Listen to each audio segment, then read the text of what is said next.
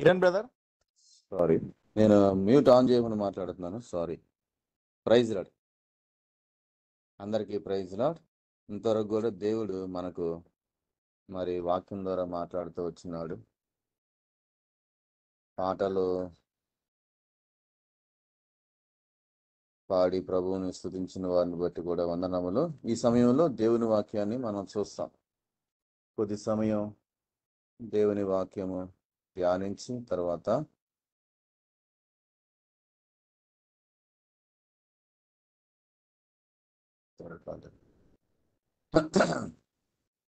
ప్రసంగి 5వ అధ్యాయం 1వ వచనాన్ని చదువుకుందాం. ప్రసంగి 5వ అధ్యాయం 1వ వచనం. నీవు దేవుని మందిరమునకు పోవునప్పుడు నీ ప్రవర్తన జాగ్రత్తగా చూచుకొనుము.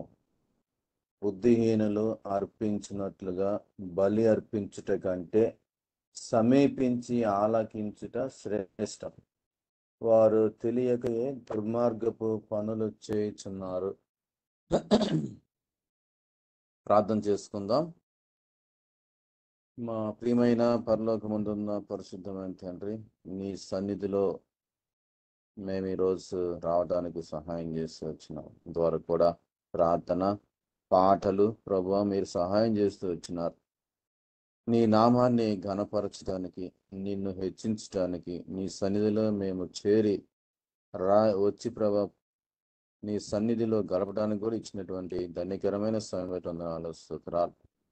నిజంగా మేము ప్రభా ఏం నేర్చుకోవాలి, ఎలాగ ప్రార్థన చేయాలి, దేని కొరకు ప్రార్థన చేయాలి, నీ సన్నిధి ఆ సంతోషాన్ని మేము అనుభవించలాగా మాతో మాట్లాడండి, సహాయం చేయండి. అయోగదాసిన నిసులుచాటును మరుగుపరిచి నీతో ప్రభా మరి నీ మాటలన్నీ మాతో మాట్లాడుతూ రమ్మని వేడుకుంటూ ఎవరికి కూడా ఎటువంటి నెట్వర్క్ ఇష్యూస్ రాకుండా ప్రభు చూపించమని ప్రభు ఘనమైన నామంలో ప్రార్థించి వేడుకుంటున్నాం తండ్రి, ఆమేన్. ప్రసంగి 5వ అధ్యాయం 1వ వచనాన్ని చదువుకుందాం. నీవు దేవుని మందిరమునకు పోవున్నప్పుడు నీ ప్రవర్తన జాగ్రత్తగా చూచుకునము. పోయిన వారం క్రితం మనము ఒక విషయం గురించి ధ్యానిస్తూ వచ్చినాం. ఏంటి అంటే అది యేసు ప్రభువు నామములో, దేవుని నామములో, యేసు ప్రభువు నామములో మనము ఏమేమి పొందుకుంటాము, ఎలాగా ఉండాలి, ఏమేమి మరి దాని ద్వారా మనము మరి ప్రభు సన్నిధిలో పొందుకోగలమో తెలుసుకుంటూ వచ్చినాము. ఈ రోజైతే దేవుని సన్నిధిలో మనం ఎలా ఉండాలి, దేవుని సన్నిధిలో మనము ఎలాగా ఉండాలి, దీని కొరకే చూద్దాం. ప్రభు మరి సహాయం చేయలాగా ఆయన యొక్క నడిపింపు మనల్ని అనేక విషయాలు తెలుసుకోవడానికి సహాయం చేయలాగా వెళ్దాం. మొట్టమొదటి వచనం 5వ అధ్యాయం. నీవు దేవుని మందిరమునకు పోయినప్పుడు నీ ప్రవర్తన జాగ్రత్తగా చూసుకొనుము. ప్రభు సన్నిధికి వెళ్తేప్పుడు మనము జాగరూకులంగా ఉండాలి, భయభక్తులు కలిగిన వారంగా ఉండాలి. లోకానుసారమైనటువంటి ప్రవర్తన, శరీరానుసారమైన ప్రవర్తన కలిగి ఉండకూడదు. ఎందుకంటే మనము వెళ్తున్న ప్రదేశము, ప్రార్థన చేసేది, పాటలు పాడేది, ప్రభువును స్తుతించేది ఎక్కడ అంటే దేవుని మందిరం. మోసేతో ప్రభు చెప్తూ వచ్చాడు, నువ్వు నిలబడిన స్థలం పరిశుద్ధ స్థలం, కాబట్టి నీ చెప్పులు విడుము అన్నాడు. ఆయన నుంచున్నది ఎక్కడ? పర్వతం మీద. దానిని పరిశుద్ధ స్థలం అని ప్రభు ఎందుకు చెప్పాడు అంటే ఆ పర్వతం పరిశుద్ధ స్థలం అని కాదు, కానీ ఆ స్థలంలో దేవుడు ఉన్నాడు, దేవుడు ఆయనతో మాట్లాడుతూ ఉన్నాడు. ఇప్పుడు మనం వెళ్ళే స్థలం కూడా దేవుడు నివసించేటువంటి స్థలం. నేను నివసించటానికి నా కొరకు ఒక మందిరమును కట్టవలను అని దావీదుతో మాట్లాడుతూ ఉన్నాడు దేవుడు. కాబట్టి దేవుని నివాస స్థలం ఏంటి? దేవుని మందిరం. అందుకే మనం దేవుని మందిరానికి వెళ్ళినప్పుడు అక్కడ ఎక్కడలేని సంతోషాన్ని పొందుకుంటాం. అక్కడ మనం పరిశుద్ధులంగా ఉండాలి. మన ఇష్టానుసారంగా, లోకానుసారంగా ప్రవర్తించకూడదు. అందుకే ప్రభు చెప్తా ఉన్నాడు, నీవు దేవుని మందిరమునకు పోవునప్పుడు నీ ప్రవర్తన జాగ్రత్త చూసుకునము. మన ఇష్టానుసారంగా ప్రవర్తించకూడదు అక్కడ. ఎందుకంటే ఆయన హెచ్చవలసి ఉంది, మనం తగ్గవలసి ఉంది. అక్కడ ఆయన ఉన్నాడు. ఆయన మనతో మాట్లాడే దేవుడు. మన పక్షాన ఆయన అద్భుతమైన కార్యాలు చేసే దేవుడిగా ఉన్నాడు. కొంతమంది బుద్ధిహీనులు అర్పించినట్లుగా బలి అర్పించుట కంటే సమీపించి ఆలకించుట శ్రేష్టం. కాబట్టి కొంతమంది బుద్ధిహీనంగా ఉంటారని ప్రభు సెలవిస్తా ఉన్నాడు. ఎట్లా ఉంటారు బుద్ధిహీనంగా? దేవుడు చెప్పినట్లుగా నడుచుకోరు. ఆయన చేయమన్నది చేయరు. వారి ఇష్టానుసారంగా చేస్తారు, వారి ఇష్టానుసారంగా వెళ్తారు. తమ సొంత మార్గాల వైపు వెళ్ళిపోతా ఉంటారు. అట్లాంటి వాళ్ళు దేవునికి ఏదో ఎక్కువ ఇచ్చినట్లుగా మళ్ళా బలర్పించటం, దాన ధర్మాలు చేయటం, గొప్ప గొప్ప కార్యాలు చేసినట్లుగా చూపించుకోవటం, ఇవన్నీ చేస్తారు. వాళ్ళందరినీ దేవుడు ఏమంటున్నాడంట? బుద్ధిహీనులు. బుద్ధిహీనులు అర్పించినట్లుగా బలి అర్పించుట కంటే సమీపించి ఆలకించుట శ్రేష్టం. దేవుని మాట వినటమే గొప్ప ధన్యత మనకి. చాలామంది దేవుని మాట వినటానికి ఇష్టపడరు కదా. ఆ, వాక్య పాటలు పాడినంత సేపు ఉంటారు, వాక్యం చెప్తూ వెళ్ళిపోతారు కొన్ని మందిరాల్లో. మన డినామినేషన్ కాదులే, కానీ మన సహవాసం కాదులే, వేరే సహవాసంలో మనం చూస్తాం అట్లాంటివి. కొంతమంది ముగించేటప్పుడు వస్తారు మందిరానికి. ఎందుకు? వాక్యం చెప్పేటప్పుడు సగం వాక్యం అయిపోయిన తర్వాత వస్తారు కొంతమంది.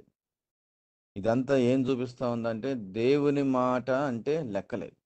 దేవుని మాటకు విధేయత చూపకపోవటం. అసలు దేవుడు ఉన్నాడా లేడా కూడా వాళ్ళకి ఒక సరైనటువంటి నమ్మకం ఉండదు. అంత నమ్మకం ఉన్నట్లయితే వాళ్ళు లేటుగా రారు మందిరానికి కూడా. ఇంకా వాళ్ళ ఇష్టానుసారం ప్రవర్తించరు కూడా. కొంతమంది ఉంటారు, వాక్యం చెప్తేప్పుడు సెల్ ఫోన్ తీసుకుని బయటికి వెళ్తారు. వాళ్ళకి ఫోన్ వస్తే హడావుడికి వెళ్ళిపోతారు. ఇక్కడ వాక్యం అంతా పక్కన పెట్టేస్తారు. వాళ్ళకి ఫోన్ వస్తేనే అదే ఇంపార్టెంట్ వాళ్ళకి. చూసారా, దేవునికి ఇవ్వాల్సిన ఇంపార్టెన్స్ ఇవ్వకుండా వాళ్ళ ఫోన్లకి ఇంపార్టెంట్ ఇస్తున్నారు. అలాంటి వాళ్ళు కొంతమంది ఉంటారు మందిరంలో. దేవుడు అంటున్నాడు, ఆ సమీపించి ఆలకించుట సమీపించి ఆలకించుట శ్రేష్టం. దేవుని మాట వినటంలో ఉన్నటువంటి ధన్యత చాలా గొప్పది. వారు తెలియకే దుర్మార్గ పనులు చేస్తున్నారు. కొంతమంది దేవుని మాట వినకుండా తమ ఇష్టానుసారంగా ప్రవర్తించే వారు ఉన్నారంట. వాళ్ళు తెలియకయే దుర్మార్గ పనులు చేస్తూ ఉన్నారు. కొన్నిసార్లు మందిరంలో చెప్తా ఉంటారు, మీరు సేవకులు చెప్తారు, మీరు సమయానికి మందిరానికి రావాలి అని. సమయానికి మందిరానికి రావాలి, అది వాళ్ళ సొంత మాటలు కాదు, అది దేవుడి మాటలు అవి. సమయానికి మందిరానికి రావటం అంటే ఏంది? దాని ఉద్దేశం ఏంటి అసలు? దేవుని సన్నిధికి రావాలి. మందిరం అంటే దేవుని సన్నిధి, దేవుడు నివసించే స్థలం అని మనం చూసాం. దేవుని దగ్గరికి వస్తున్నాం అనే ఉద్దేశం మనం మర్చిపోతున్నాం. ఎవరైతే కొంతమంది ఉంటారో మందిరానికి సమయానికి రమ్మని చెప్పిన పెడచెవిని పెట్టే వాళ్ళగా ఉంటారు. అంటే దాన్ని పట్టించుకోరు అంటే దాన్ని పాటించరు. ఎన్నిసార్లు చెప్పినా ఒక్క ఆదివారం కూడా మందిరానికి సమయానికి రారు. ఎందుకు రారు అంటే దేవుడు అంటే భయం లేదు, ఆయనకి ఇంపార్టెన్స్ ఇవ్వాల్సిన అవసరం వాళ్ళకి లేదు అన్నట్లుగా బిహేవ్ చేస్తూ ఉంటారు. అంటే దాని ఉద్దేశం ఏంటి? వాళ్ళు వినేవారుగా లేరు, పాటించేవారుగా లేరు, విధేయత చూపించేవారుగా లేరు. అట్లాంటి వారి గురించి అంటున్నాడు, వారు తెలియకయే దుర్మార్గ పనులు చేస్తూ ఉన్నారు. వాళ్ళు అనుకుంటున్నారు, మేము మంచి వాళ్ళం, గొప్ప వాళ్ళం, సమయానికి రాపోయినా ఏం కాదు, మా ఇష్టానుసారంగా వచ్చినా ఏం కాదు, మధ్యలో వచ్చి బల్ల తీసుకోవచ్చు, ఇంకా ఆరాధన వర్తమానం చెప్పిన తర్వాత వచ్చి ఆరాధన చేయొచ్చు. కొంతమంది ఉన్నారు అట్లాంటి వాళ్ళు. ఆరాధన వర్తమానము జరుగుతూ ఉండగా మధ్యలో వస్తారు, కొంతమంది అయిపోయిన తర్వాత వస్తారు, ఆరాధన మాత్రం చేస్తారు, వర్తమానం వినకుండా ఆరాధన చేస్తారు. ఇదంతా ఏం చూపిస్తుందంటే అవిధేయత, లెక్కలేనితనం, మాట వినంతనం. దుర్మార్గం అంటారు. దేవుడు చెబుతున్నాడు, నేను చెప్పట్లేదు. దుర్మార్గం. వాళ్ళ సొంత మార్గాన్ని పాటించేవారు ఉన్నారు. మరి ఎవరికి వారు ప్రశ్న వేసుకోవాలి ఇక్కడ. ఎందుకంటే ఎవరి గురించి వారికి తెలుసు, వాళ్ళ గురించి దేవుడికి తెలుసు. మనలో ఎంతమంది దేవుని మందిరానికి సమయానికి వెళ్తున్నాం? వెళ్ళే వారం దేవునికి మరి ఇష్ట ప్రకారంగా మనం ప్రవర్తిస్తున్నాం. దేవుని మందిరానికి పోయినప్పుడు ప్రవర్తన జాగ్రత్తగా చూసుకోవాలని చెప్పాడు. మనము దేవునికి లోబడి ఆయన మాట విని పరిశుద్ధంగా జీవించడానికి మనం తీర్మానం చేసుకోవాలి. ఎందుకంటే మనం వెళ్ళేది దేవుని సన్నిధికి. ఈరోజు మన టాపిక్ ఏంటంటే దేవుని సన్నిధిలో ఎలాగా ప్రవర్తించాలి. ప్రవర్తనను జాగ్రత్తగా చూసుకోవాలి. రెండో విషయం, మరి రెండో వచనంలో మనం చదువుదాం. నీవు దేవుని సన్నిధిని అనాలోచనగా పలుకుటకు నీ హృదయమును త్వరపడనీయక నీ నోటిని కాచుకోము. దేవుని మందిరంలోనే ఉంటారు, ఇష్టం వచ్చినట్టు మాట్లాడతారు కొంతమంది. అసలు మనం మాట్లాడుతుంది ఏంటి, ఎక్కడ అనే విషయాన్ని కూడా మర్చిపోయేవారు. అంటే దేవుడు అన్నాడు, ఎక్కడైతే ఇద్దరు ముగ్గురు నా నామం చేరతారో అక్కడ నేను ఉంటానన్నాడు. దేవుడు ఉన్నాడు అనే గ్రహింపు లేకుండా కూడా, భయము లేకుండా, భక్తి లేకుండా తమ ఇష్టానుసారంగా ప్రవర్తించేవారు ఉన్నారు, తమ ఇష్టానుసారంగా మాట్లాడేవారు ఉన్నారు. ఇట్లాంటి వారిని బట్టి దేవుడు సంతోషిస్తాడా? ఎవరికి వాళ్ళే ప్రశ్న వేసుకోండి. ఎవరైతే ఈ విధంగా ప్రవర్తించేవారుగా ఉంటే, నేను పెద్ద సీనియర్ని, నేను అందరికంటే ఎక్కువ వాక్యం తెలిసినవాడిని, అందరు నాకంటే జూనియర్లు, నాకంటే ఇక్కడ ఎక్కువ ఎవరికి తెలియదు, ఒకవేళ తెలియకపోయి ఉండొచ్చు, అయినా కూడా మనం ఏం చేయాలంట, మనకంటే గొప్పవాడు అక్కడ ఉన్నాడు దేవుడు అనే విషయాన్ని మనం మర్చిపోకూడదు. కొంతమంది అలాగ ప్రవర్తిస్తూ ఉంటారు. దేవుని మందిరంలో లెక్కలేకుండా మాట్లాడటం అనేది ఒక చెడ్డ ప్రవర్తన. దాని గురించి పట్టించుకోరు, వాళ్ళు తెలియట్లా. గోలగా మాట్లాడతారు, లెక్కలేకుండా మాట్లాడతారు, ఇష్టానుసారంగా ప్రవర్తిస్తారు. దేవుడు చెప్తున్నాడు ఈ మాట, నీవు దేవుని సన్నిధినే అనాలోచనగా పలుకుటకు నీ హృదయమును త్వరపడనీయక. త్వరపడనీయక అనే మాట అదేం చూపిస్తా ఉందంటే, మాట్లాడేటప్పుడు కొంచెంసేపు ఆలోచించాలి, ఈ మాట నేను మాట్లాడొచ్చా లేదా. మాట్లాడేటప్పుడు మనం మాట్లాడేది తప్ప రైటా, ఇది కూడా ఆలోచించాలి. తప్పైతే ఏంది, రైట్ అయితే ఏంది, నేను ఇక్కడ గొప్ప, నేను ఇక్కడ పెద్ద, నేను ఇక్కడ అన్ని అందరికంటే తెలుస్తున్నాను అని చెప్పేసి త్వరగా ఏది పడితే అది మాట్లాడకూడదు. అది ఏం చూపిస్తా ఉందంటే అవిధేయత, లెక్కలేనితనం. దేవుడు చెప్తున్నాడు కాబట్టి, తన దాసుని ద్వారా మనతో మాట్లాడుతున్నాడు కాబట్టి మనం ఏం చేయాలంట, త్వరపడకూడదు.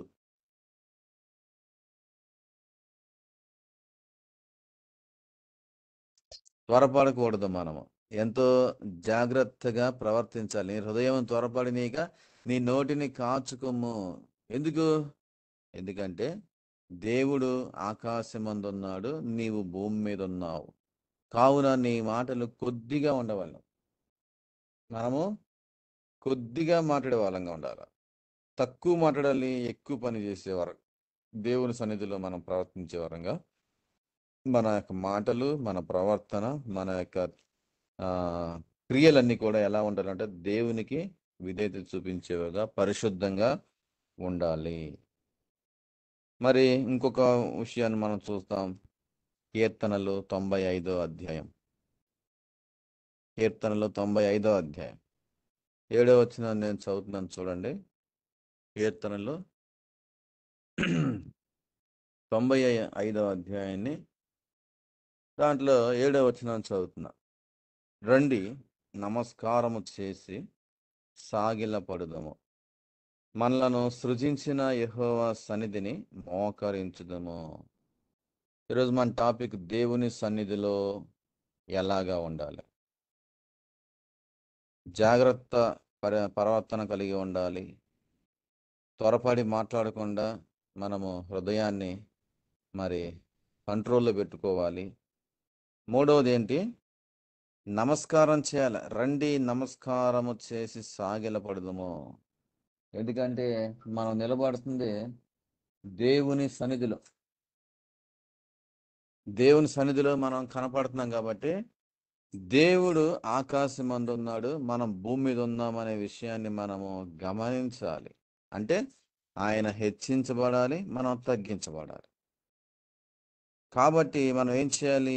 ఆయన దేవుడు, మనం మనిషి. ఆయన సృష్టికర్త, మనము సృష్టి. మనం సృష్టించిన దేవుని మనం ఏం చేయాలా? నమస్కారం చేయాలా, ఆరాధించాలా, పూజించాలా, కొనియాడాలి. కాబట్టి ఇక్కడ మరి ఒక మాట మనం చూసాం. రండి నమస్కారం చేసి సాగిల పడుదుము. ఏం చేయాలంట? సాగిల పడాల. మనలను సృజించిన యెహోవా సన్నిధిని మోకరించుదుము. ఎవరైతే మోకరించగలరో, అనారోగ్య సమస్యలు లేనివారు, మోకాళ్ళ నొప్పులు లేనివారు, వయోవృద్ధులు కానివారు, దేవుని సన్నిధిలో ఇవన్నీ చేయగలిగిన వారు ఎవరైతే ఉన్నారో వారు ఏం చేయాలంట? మోకరించాలి. కొంతమంది ఉంటారు యవ్వనస్తులే, అంతా బాగానే ఉంటుంది, ఎటువంటి అనారోగ్యం ఉండదు, అయినా కూడా మోకాళ్ళు వేయడానికి సిగ్గు. కొంతమందికి సిగ్గు, మరి కొంతమందికి మోకరించడానికి అహం అడ్డం వచ్చేసింది, గర్వం. వాళ్ళు అంటారు నేనేంటి మోకరించడం ఏంటి అనుకుంటారు వాళ్ళు మనసులో. నేను గవర్నమెంట్ ఎంప్లాయీని, నేను పెద్ద ఆఫీసర్ని, నేను కోటీశ్వరుని. వాళ్ళ యొక్క హృదయంలో ఉండేటువంటి తలంపులు ఇవి. దేవుని సన్నిధికి వచ్చిన తర్వాత మనం ఈ లోకములో ఎంత గొప్ప స్థితిలో ఉన్నా కూడా మనం ఎవరమంట? క్రింది వారం, దేవుడి పైన ఉన్నవాడు. మనం సృష్టి, ఆయన మనల్ని సృష్టించిన సృష్టికర్త. ఈ విషయాన్ని మర్చిపోకూడదు. మనకి ఎంత డబ్బు ఉన్నా, ఎంత ఆస్తి ఉన్నా, ఎంత పేరు ప్రఖ్యాతులున్నా అవంతా ఈ లోకంలో మనలో జీవం ఉన్నంత వరకే. ఎప్పుడైతే మనలో జీవం పోతుందో మనం ఏంటంట? నిర్జీవులం. దేవుని యొక్క దృష్టిలో మనము ఏమీ లేనివారు. కాబట్టి ఇదంతా దేవుడే మనకి ఇచ్చాడు అని మనము దేవుని స్తుతించాలి. మనం దేవుని సన్నిధికి ఎందుకు వెళ్తున్నాం? సాగిలపడి నమస్కారం చేసి ఆయన సన్నిధిలో మోకరించాలి. ఈ ఒక్క చిన్న పని చేయడం ద్వారా ఒక వ్యక్తి తన జీవితంలో ఎంతో గొప్ప కార్యాలు చేయడానికి దేవుడు ఆయన్ని మరి పురికొల్పుతూ వచ్చాడు. ఆ వ్యక్తి ఎవరో కాదు, బ్రదర్ భక్తి సింగ్. ఆయన బీటెక్ చదవటానికి ఇంగ్లాండ్ వెళ్ళినప్పుడు, ఆ తర్వాత మళ్ళీ అక్కడ నుంచి కెనడా వెళ్ళాడు. 2 దేశాల్లో 2 బీటెక్ డిగ్రీలు చేశాడు. మెకానికల్, అదేవిధంగా వ్యవసాయ సంబంధమైంది. 2 బీటెక్ డిగ్రీలు చేసినటువంటి మొట్టమొదటి ఇండియన్ ఎవరంటే బ్రదర్ భక్తి సింగ్. ఎంత గొప్ప ఆధిక్యత చూడండి. అలాంటి వ్యక్తి మరి ప్రభు సన్నిధిలో మోకరించడానికి ఇష్టపడలా, గర్వం వచ్చింది. ఎందుకంటే నేను సిక్కు మతస్థుణ్ణి. ఆయన దృష్టిలో క్రైస్తవులంట సిక్కుల కంటే తక్కువ వారు అప్పుడు, ప్రభుని నమ్ముకోక ముందు. ఇంకా చెప్పాలంటే క్రైస్తవులు తక్కువ మతస్థులు అనుకునేవాడు. ఇంకా భారతదేశంలో నివాసం చేస్తున్నప్పుడు క్రైస్తవుల్ని తక్కువ చూపు చూసేవారు. ఇప్పటికైనా సరే క్రైస్తవులు అంటే ఇండియన్స్కి తక్కువ చూపు. ఎందుకంటే వీరు తక్కువ కులస్తులు అనుకుంటారు వాళ్ళు. ఎందుకంటే మీరు గమనించండి, క్రైస్తవుల్లో ఎక్కువ మంది దళితుల్లో ఉంటారు. వాళ్ళు కులాలు చూస్తున్నారు, వారి యొక్క ఫైనాన్షియల్ స్టేటస్ చూస్తున్నారు. కానీ క్రైస్తవులు అంటే ఎవరు? వాళ్ళు ఎంత ధన్యులు, ఎంత భాగ్యవంతులు, ఐశ్వర్యవంతులు అనే విషయం వాళ్ళకి తెలియదు. ఎవరైతే యేసు ప్రభువుని నమ్ముకుంటారో వాళ్ళకే తెలిసింది ఆ విషయం. దేవుని సన్నిధిలో మనం ఎలాగ ప్రవర్తించాలి, మోకరించాలి అనేటువంటి అంశాన్ని మనం చూస్తున్నాం. ఈ యొక్క ధనవంతుడైనటువంటి, ఈ లోక సంబంధమైన ఐశ్వర్యవంతుడైనటువంటి భక్తి సింగ్ అనేటువంటి సహోదరుడు తన యొక్క గర్వము, అహంకారము, డబ్బు ఇవన్నీ చూసుకుని నేనేంటి ఈయన సన్నిధిలో మోకరించడం ఏంటి అనుకుని కుర్చీలోనే కూర్చునేవాడు. ఆ చుట్టుపక్కల అందరూ మోకరించి నేను మోకరించేవాడు కాదు. ఒకరోజు ప్రభు మరి ఆయనతో మాట్లాడాడు. ఎట్లా మాట్లాడాడంటే, అందరూ మోకరిస్తున్నారు కదా, నేను కూడా మోకరించి చూద్దాం అనుకున్నాడంట. ఒక్కసారి మోకరించి చూద్దాం అనేసి ఈయన మనసులో తలంపు వచ్చింది. అప్పటికి మరి ఆయన గర్వం అంతా తగ్గిపోయినట్లుగా, మరి ఆయన తనొక్కడే మోకరించకుండా కూర్చోవడం, అందరూ మోకరించడం, ఈ డిఫరెన్స్ ఆయన కనుక్కుంటూ కొన్ని రోజులు గడిచిపోయిన తర్వాత ఒక రోజు వచ్చింది. ఆ రోజు ఆయన అనుకున్నాడు, సరే నేను కూడా అందరితో పాటు మోకరించి చూద్దాం అనుకున్నాడు. కుర్చీలోంచి మరి మోకరించినాడు. వెంటనే ఈ మోకరించడం అనేది ఏం చూపిస్తా ఉందంటే తగ్గించుకోవడాన్ని చూపిస్తా ఉంది, దీనత్వం చూపిస్తా ఉంది, విధేయత చూపిస్తా ఉంది, ప్రభువుకి లోబడత్వం చూపిస్తా ఉంది కదా. నేనెందుకు కొంతమంది మ్, మందిరంలో మీరు గమనించండి, అంటే మేము కళ్ళు తెరిచి చూడమని చెప్పట్లేదు కానీ కొంతమంది ఉంటారు, మందిరానికి వస్తారు కానీ ఆరాధన చేసే టైంలో మోకరించరు, మామూలుగానే కూర్చుంటారు. ఎందుకు వీళ్ళు ఇట్లా కూర్చుంటారంటే రెండు రకాలు, ఒకళ్ళ ఉన్న సిగ్గుపడేవాళ్ళు, రెండో వాళ్ళు అహంకారులు. నేను మోకరించడం ఏంది అనేటువంటి అహంకారులుగా కనపడతా ఉంటారు. దేవుని సేవకులు ఎంతో మంది ఎన్నోసార్లు చెప్పినా కూడా వినరు, లోబడరు. ఇదేంది ఈయన మాట నేనే అనుకుంటారు, కానీ మాట్లాడుతుంది దేవుడు, దేవుని యొక్క సేవకుడు, దేవుని యొక్క రాయబారి, దేవుని యొక్క మధ్యవర్తి అనే విషయాన్ని మర్చిపోతారు. కాబట్టి మన వాక్యానికి లోబడాలి, వాక్యం ఏం చెప్తుందో దాని ప్రకారం జీవించాలి. ఒక వ్యక్తి భక్సింగ్ గారు ఒక్కసారి మోకరిస్తే ఒక్క దెబ్బకి ఆయనలో ఉన్నటువంటి అహంకారం మొత్తం పోయింది. ఆ మోకరించిన వెంటనే దేవుడు తనతో మాట్లాడాడు, తనలో ఉన్నటువంటి పాపాన్ని తనకు చూపించాడు. వెంటనే కన్నీరు గార్చాడు, అయ్యో నేను పాపిని ప్రభువా, నేను ఎంతో ఘోరమైన దుర్మార్గుని, ఎంతో అహంకారిని, ఎంతో దుర్మార్గుని, నేను ఘోరమైన పాపిని, ఇంతకాలం నా పాపంలోనే ఉన్నాను, దుష్టత్వంలో ఉన్నాను, అహంకారంతో ఉన్నాను అనేసి ఆయన తెలుసుకున్నాడు. ప్రభు సన్నిధిలో క్షమాపణ అడిగాడు. ఎప్పుడైతే ఈయన క్షమాపణ అడిగాడో దేవుడు వీరి పాపం అంతా తీసివేశాడు. ఇదిగో సమస్తమైన పాప భారం మోసుకొస్తున్న వాళ్ళరా నా దగ్గర రండి, మీకు విశ్రాంతి కలుగజేస్తానని చెప్పిన దేవుడు ఆయన మీద ఉన్న భారం అంతా ఒక్కసారిగా తొలగించేసాడు. అప్పుడు ఈయన ఎట్లా ఫీల్ అయ్యాడంటే వెరీ హ్యాపీ, చాలా సంతోషంగా, ఆనందంగా ఫీల్ అయ్యాడు. ఏంటి, నేను నా జీవితంలో ఎంత సంతోషాన్ని ఎప్పుడు పొందలేదే, నా మీద ఉన్న భారం అంతా తొలగిపోయినట్లుంది, ఇంతకాలం నేను ఎందుకు మోకరించుకొని కూర్చున్నానని ఏడ్చాడు. ఈ మోకరించడంలో ఎంత గొప్ప ధన్యత ఉందా అని తెలుసుకున్నాడు ఆయన.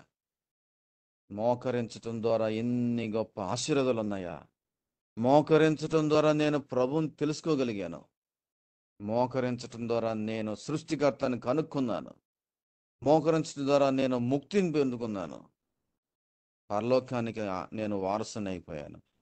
ఒక్క మోకరించడం అనేటువంటి కార్యము మన జీవితాన్ని ఎంతగా మార్పు తీసుకొస్తుందో చూడండి. ఇంక చెప్పాలంటే చాలా ఉన్నాయి, సమయం తక్కువ ఉంది కాబట్టి నేను ముందుకు వెళ్తా ఉన్నాను. మోకరించడం అనేది నిజంగా మనలో దీనత్వం చూపిస్తుంది. మనం ఎంత గొప్పవరమైన, ఐశ్వర్యవంతులైన, బలవంతులమైన మనం ఏం చేయాలి, దేవుని సన్నిధిలో తగ్గించుకోవాలి, దేవుని సన్నిధిలో మంచి ప్రవర్తన కలిగి ఉండాలి, అనాలోచ్యంగా ఏం మాట్లాడకూడదు, మోకరించాలి, సాగిలపడి ప్రభువుకు నమస్కారం చేయాలి. ఆ విధంగా ప్రభువుని స్తుతించి ఘనపరచాలి. ఎప్పుడైతే మనం మోకరిస్తామో ఆటోమేటిక్గా దేవుని ఘనపరుస్తున్నాం అనేటువంటి విషయాన్ని మనం తెలియజేస్తున్నాం. దేవుణ్ణి ఘనపరుస్తున్నాం మనం, ఆ దేవుణ్ణి సంతోషపరుస్తున్నాం, దేవుణ్ణి గొప్ప చేస్తున్నాం.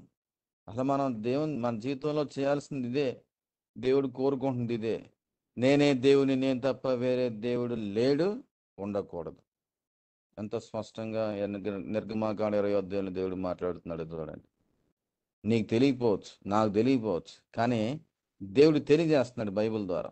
అరే, ఈయనొక్కడే దేవుడా, ఇంకో దేవుడు లేడా అని మనం ఒకసారి ఎప్పుడైనా కూర్చుని ఆలోచించవచ్చు. మనకు తెలియదు ఇంకో దేవుడు ఉన్నాడో లేడు, కానీ ఆయన చెప్తున్నాడు నేనే దేవుడిని, ఇంకో దేవుడు నీకు లేడు, ఉండకూడదు.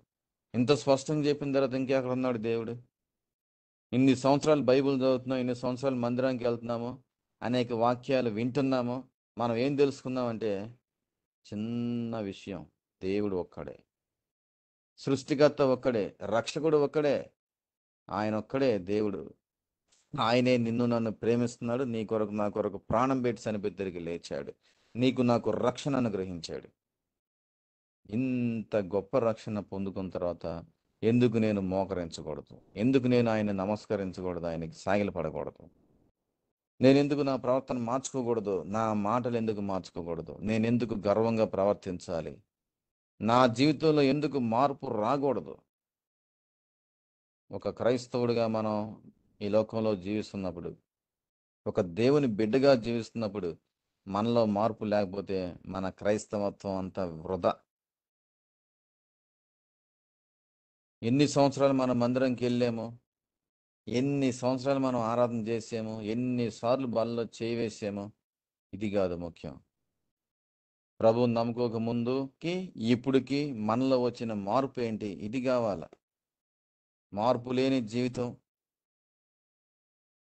క్షమాపణ లేని హృదయం, రక్షణ పొందని జీవితం మనం కలిగి ఉంటే అది వృధానే. కాబట్టి మనం అదే మన జీవితంలో చూపించాలి. నేను పోయిన వారం ఆంధ్రప్రదేశ్ వెళ్ళాను. మరి అక్కడ ఒక మీటింగ్లో మాట్లాడాల్సి వచ్చింది. అక్కడ సాక్ష్యం, మీ సాక్ష్యం చెప్పండి బ్రదర్ అనేసి వాళ్ళు ఆ పాంప్లెట్లో కూడా వేసారు. నా సాక్ష్యం, నేను అసలు మరి ఎందుకు నా సాక్ష్యం వాళ్ళు అడిగారో నాకు తెలియదు. నేను చెప్పింది ఏంటి అంటే, సాక్ష్యం అంటే ఏంటి అసలు? మన జీవితం మార్పే సాక్ష్యం అంటే. ఇదివరకు మనం ఎట్లా ఉన్నాం, ఇప్పుడు కూడా అలాగుంటే ఇంకా మనం సాక్ష్యం ఏం చెప్తాం?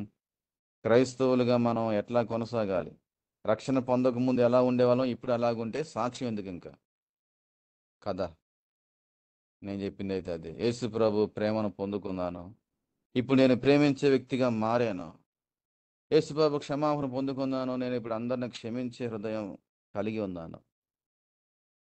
అంతేకాదు, యేసు ప్రభు యొక్క సంతోషాన్ని పొందుకున్నాను, ఇప్పుడు నేను ఎవ్వరు నా యొద్ద నుంచి తీసివేయలేని సంతోషాన్ని కలిగి ఉన్నాను.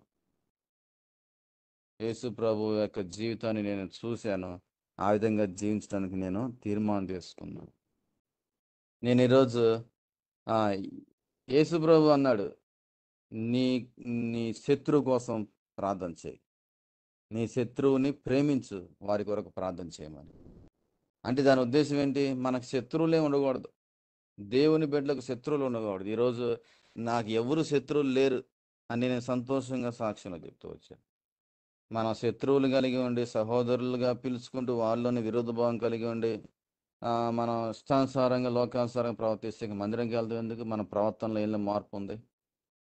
వాళ్ళు కొలీగ్స్ అయినా సరే, ఫ్రెండ్స్ అయినా సరే, బంధువులైనా సరే, మన చర్చిమేట్స్ అయినా సరే, ఎవరైనా సరే మనకు శత్రువులు ఉండకూడదు. ఎవరు కూడా అందరితో మనము సమాధానంగా ఉండాలి. ఎవరితో కూడా శత్రుభావం కలిగి ఉండకూడదు. అప్పుడే మనం క్రైస్తవులము, దేవుని బిడ్డలం. అప్పుడే మన జీవితంలో మార్పు ఉంటుంది. ఎట్లా మనం శత్రువులు కలిగి, ఎవరు శత్రువులుగా ఉండకుండా మనకి ఎవరు శత్రువులు లేరు అని చెప్పగలం అంటే, మనం అందరిని ప్రేమించే వారంగా, క్షమించే వారంగా ఉన్నప్పుడే జరిగింది ఇది. మనలో పగ, కోపం, శత్రుత్వం, ద్వేషం ఉంచుకోకూడదు. అవన్నీ తీసివేసుకోవాలి. ఇన్ని రోజులు వాక్యం విని, ఇన్నిసార్లు మందిరానికి వెళ్ళి, ఇంత కష్టపడి మోకరించి ప్రభు సన్నిధిలో గంటలు గంటలు ఉండి ఇంక లాభం ఏంటి? మన జీవితంలో మార్పు లేకపోతే. ప్రభువు సన్నిధిలో మనం ఎలాగా ఉండాలి? ఇంకా చాలా విషయాలు ఉన్నాయి. ప్రభు చిత్తం అయితే మరొకసారి చూస్తాం. ఇంతవరకు కూడా ప్రభు మనతో మరి ఎంతో స్పష్టంగా కొన్ని విషయాలు తెలియజేస్తూ వచ్చాడు. ప్రభు సన్నిధిలో, దేవుని సన్నిధిలో మనం ఎలాగ ప్రవర్తించాలి? నీ ప్రవర్తన జాగ్రత్తగా చూసుకో. ఎందుకంటే నువ్వు ఉన్నది దేవుని సన్నిధిలో. అనాలోచనగా ఏది పడితే అది మాట్లాడొద్దు, త్వరపడవద్దు. మోకరించి ఆయనకి నమస్కారం చేయాలి, సాగిలపడాలి. ఇంకా విషయాలు చాలా ఉన్నాయి. ప్రభు సన్నిధిలో మనం ఏ విధంగా జీవించాలని మరి ప్రభు చిత్తం అయితే మరొకసారి చూస్తాం. ఇంతవరకు మనం విన్నటువంటి మాటల ప్రకారంగా మరి మనం తగ్గించుకొని ప్రభువుని హెచ్చించి అందరితో సమాధానంగా ఉంటూ మన జీవితాన్ని మార్పు చెందించి రూపాంతరమైనటువంటి జీవితాన్ని కలిగి ఉండి అందరి ఎడల మంచి భావాన్ని కలిగి ఉండి మనము ప్రభు సన్నిధిలో మెలగాల, తగ్గించుకొని విధేయత చూపించిన వారంగా జీవించాలి. అలా ఉండటానికి ప్రభు మనకు సహాయం చేయనుగాక. ఆమేన్. ఆమేన్. మంచిది ప్రియులారా, మరి ఇంతవరకు